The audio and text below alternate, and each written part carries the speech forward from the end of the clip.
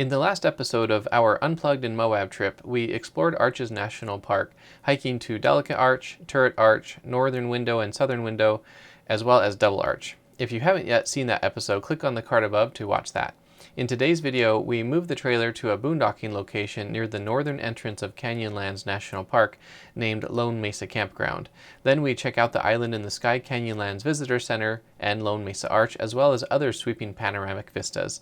Plus, we do some kid-friendly hikes. The sun just peeked over the horizon, and we have the mini split cranking out at max on powerful mode. Inside right now it's 72 and climbing, and it's 42 outside. And looking at the electrical system, we're down to 45% on the battery. We're getting 64 watts of solar, and we're consuming 2,000 watts right now on the inverters. And you can see most of that is going to the mini split. So when it's ramped up and it's on full power, then it can pull quite a bit. Oh, it just barely turned off, and so we are going to see this energy consumption right here drop off pretty dramatically here any second. Oh, there it goes. Yep. So that's what that was doing.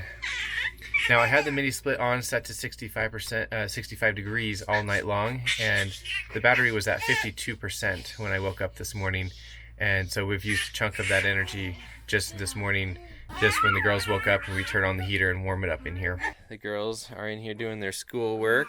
Hey, Clara. What did you have for breakfast? I don't know. It was a breakfast quesadilla, huh, with eggs. Yum!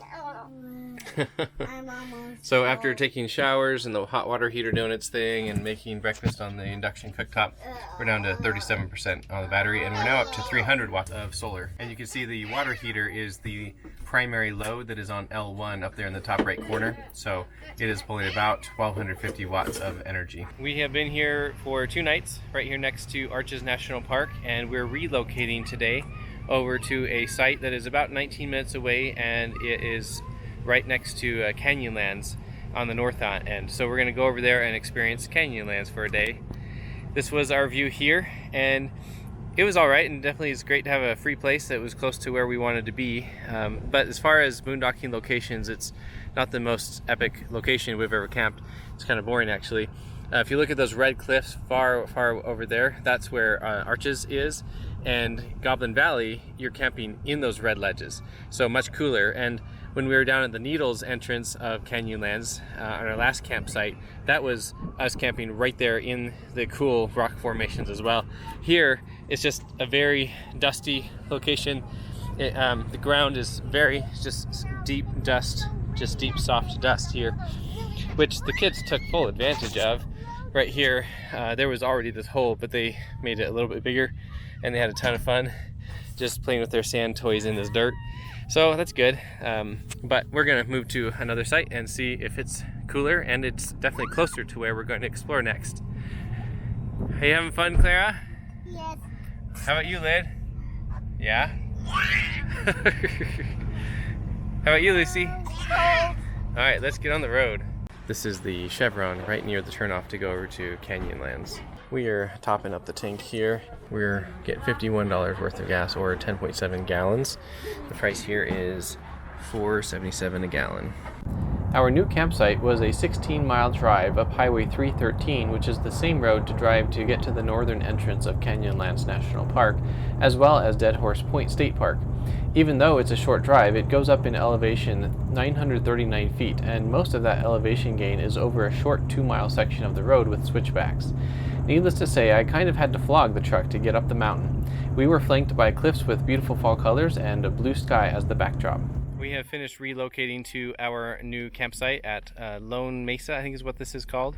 And we are quite pleased with this spot. It's way better than our last one as far as like aesthetics and even privacy for that matter. This is the spot that we are in, so it has a fire pit here as they usually do. The kids are already setting to work with their sand toys, digging in the rocks. And we've leveled our trailer. We had to level quite a bit here. That's probably about 5.5 inches of leveling. But that, I mean, depending on which angle you park your trailer, it could vary. Then over here, we have the Starlink set up. I put it off over this way so it's kind of out of the way. and it's currently acquiring the signal. And here's our view. You can see way down there, there's a bunch more people camped down in that area. I'm not sure what that area is called. And then you have this beautiful red rock cliff over in this direction.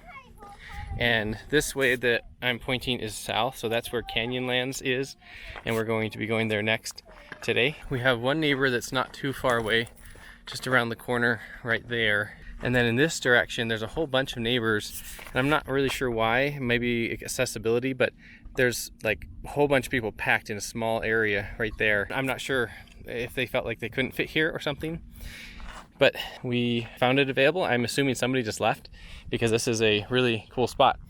And that's kind of the luck of the draw sometimes with boondocking. You never know, because there's not a reservation. You might end up in a parking lot such situation or you might end up with a nice big cul-de-sac all to yourself like this. Checking out the electrical system. It was at 31% when we left our previous campsite, and now we're up to 49%, and it is 11:42 a.m. and we're currently getting 1450 watts. We are taking off. The battery's at 53% and we're getting 1618 watts, and the mini split is pulling about, well, it was 500, now it's just half of that. But I'm leaving the mini split on, set to 70 degrees, and I'm not sure what it is outside, but I mean, it shows right here 70, but that seems a little cooler than I would think, but the sun is warm, and it's 79 inside at the moment, although this one over here says 72, so I think that's probably more accurate because I just closed these blinds and the sun was shining on it here. One other electrical load that we're leaving on while we're away is the crock pot on low, and so that is consuming a little bit of intermittent power, and it comes on and off pretty regularly. So now we're going to go explore the northern entrance of Canyonlands. We are arriving at the visitor center for Canyonlands here. We're just eating some lunch real quick before we go exploring. Now we're heading into the visitor center and get some instruction as to what's a good place to go visit. We've researched it online somewhat. It's always a good idea to see what information can be had at the visitor center too. Every single place has these. Yeah, all the visitor centers have these maps of the area. So this is where we drove into the Needles area. We came along Highway 211, and then we camped at Hamburger Rock, which I believe is up in here in this vicinity. And then Hamburger Rock is where we left from and came over here to the Needles Visitor Center, and we saw the other sites there. So now we've gone all the way around, which is off this map, and through Moab, and now we've come down through this top area where it says you are here. And so this is the Island in the Sky portion of Canyonlands, and we're gonna explore this area, and I'm sure we're gonna come out here to this viewpoint and we'll see what else there is to see. We're now in the park, driving through it to get to the Mesa Arch, which is our first place we're gonna stop. Are you ready for this hike? This is the Lone Mesa trailhead, and it's going to be a 0.6 mile hike round trip. Are you excited, Lydia? Mm-hmm. Yeah? All right. Let's start hiking. No bikes, no pets. That's right. All right, let's They go. don't have bikes.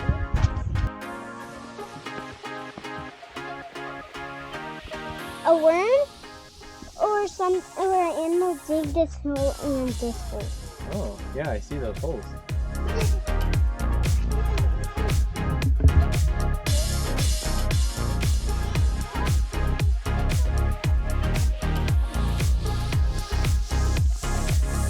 We've arrived at Lone Mesa Arch, and this is it. And it has a really cool view right through the center of it. You've seen a lot of arches on this trip. What do you think of Lone Mesa Arch? Lone Mesa Arch? That's what this is. It's a lot smaller than the other arches, huh? But the backdrop behind you is really stunning, huh? Yeah, it's scary. And scary because it drops off so far right after it. Yeah, that is a good point. I'll show you what the drop off is that they're talking about. If we come over this way, right over the edge, it just drops off a good 500 feet or so. Wait, can I see the picture of the arch? Lydia, what did you just get a picture of? Yeah. The Lone Mesa. The arch too. Really beautiful. I got 3 pictures. This is the Lone Mesa Arch, and then just past the arch is this, I assume the Lone Mesa maybe, but it just goes on for miles and miles of canyons and all kinds of cool looking terrain out there. Utah? Utah. Juniper. Utah Jupiter? Juniper. Juniper? Yeah. That's what the poison berry plants are called. Hey James. Well, this poison berry plant. I haven't taken much pictures on this trip. Yeah, I think you forgot about the camera. Yeah, because I forgot I kept this in from the first trip. Look. Can you read this? No. Prickly pear. Prickly pear cactus. You were asking about that the other day, and that's a prickly pear cactus. We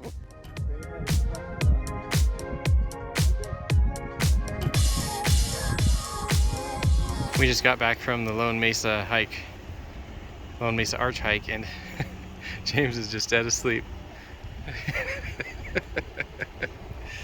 Poor little champ.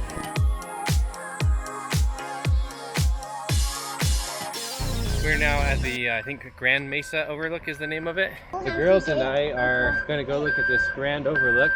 James is asleep, so Jessica is staying with him. Here's the view. That is a great view.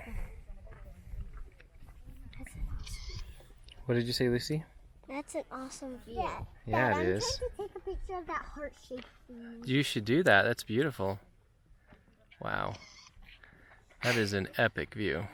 Right there is the infamous White Rim Trail, and that is a mountain biking or jeep trail that goes for 100 miles all the way around the park. And I want to do that someday in our Cybertruck. Lucy, there's a road down there and biking trails and Dad wants to go down there sometime. Oh, I see them. Lucy, Dad wants to go down there sometime with the Cybertruck. It's hard to say. I know. What a cool view, huh, Lid? Yep.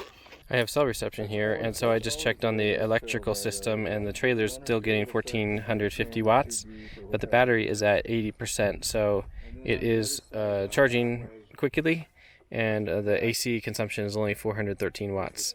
So I'm going to turn on the AC and put it back down to 64 degrees so that we can use as much energy as possible that we're getting from the solar, because I'm trying to see how much solar output we can get, and if the battery fills up, then the energy has nowhere to go. This is the app for the mini split, and it's currently saying that it's 76 degrees inside. And so right down here, I'm just going to lower this down to 64, and we'll see what it can get down to before we get back to it this evening. We are at the Upheaval Dome parking lot that you can see behind me there. This is the trailhead right here. And so right here, that's where we are. And we're going to go out to the first overlook, and then if we can hack it, we'll go out to the second overlook as well. Upheaval Dome, here we come. This is where we're going? How long is this hike? I think it was like 0.8 miles.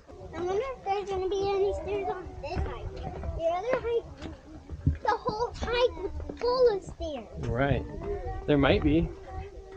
Oh, here's some steps. See the sign? Uh-huh. That's the end. Looks like someone made a nice ring of rocks and a cairn in the middle. A little baby cairn. Aww. Yeah, it's in here. Look, someone put rocks around this and put a little cairn. Oh, that's cute. Here's the Upheaval Dome. All right, here's the Upheaval Dome. We've made it to the first lookout. And apparently there is a hike that you can be coming up from way over this way, which is the kind of the area that the water flows out. There's a trail that comes up that, and apparently it's a pretty strenuous trail hike that is, I think, 3 miles one way or something like that, and it comes all the way in here to the top. I think that person right there in the center of the screen is at the second lookout, which we're going to next, and that's how far away it is. So we just finished looking at the Upheaval Dome first lookout, and now we're going to the second lookout. We're glad that we arrived when we did, because right after we arrived and got our pictures, a whole crap ton of people showed up. Look at those cool stairs they have. Look at this view. And we're not even to the top yet.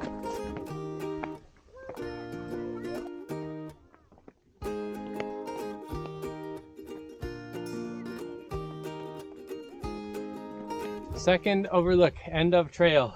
Second overlook, end of trail? Yeah. So it's end of the hike and the second overlook? Yep. See, look, it's the same Upheaval Dome over here. Huh? So I can get a better picture than with people. Without people, that's right. We made it! Yay! Is this where we were hiking to? Yes. Where that group of people is right there is the first overlook. So if we zoom out, you can see where they are in relation to the second overlook, which is where we are now. Definitely a really cool view. And somehow we have cell reception. And so I'm just checking on the RV, and we're at 87% on the battery. And we're getting 856 watts of solar, which is not a lot for 4:30 in the afternoon. So I'm going to go ahead and turn off the AC. Now that I've turned off the air conditioning, you can see the AC loads have dropped down, and it's actually going up and down still because the crock pot is still on. And then where you can see that the battery is at 87% and the solar is 845 watts. The Upheaval Dome trail ended up being a pretty fun trail. It's doable for kids. Obviously our kids are good at hiking and they have hiked a lot, but I would say a lot of people can do it and it's not overly strenuous. And you can stop at the first overlook, and the second overlook I think has a better view, but it's good at the first one as well. And it's got some fun varied terrain. That sign to the side says Syncline Loop Trail, strenuous, 8.1 miles. You guys want to do that? No. I bet you guys have hiked 8 miles this whole trip. Yeah, this whole trip combined you probably have. But the Upheaval Dome, if we hiked into the middle of it, that's 13 miles, I think they said. We are now at the Whale Rock Trailhead, and that is a 1 mile round trip hike. And so we're gonna head up there and check out the view. James is all tuckered out and he fell asleep, so Jessica's gonna stay here with him so that he can get a little bit of a nap. There is the Whale Rock right there. All right, girls, let's go.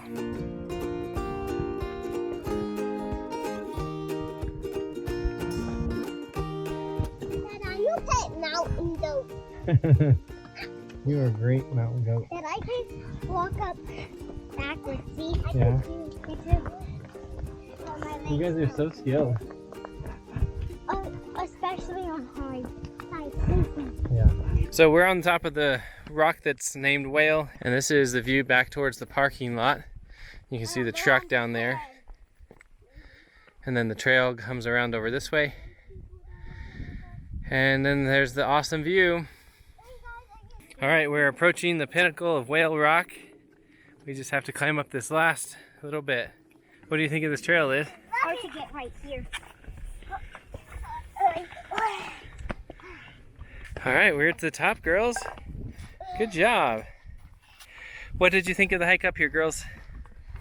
Hard. Hard? A lot of uphill climbing, huh? But only half a mile, so not real long, huh? Mm-hmm. What do you think of the view? I love it. Look at the view behind you. That is gorgeous. There's Jessica. She got out of the truck and she's taking pictures of us up here. And this is how far away she is. Woke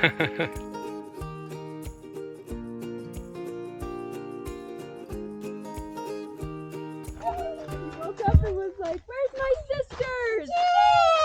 Hey James, how was your nap? Subpar, but better than it would have been. All right, let's get on the road.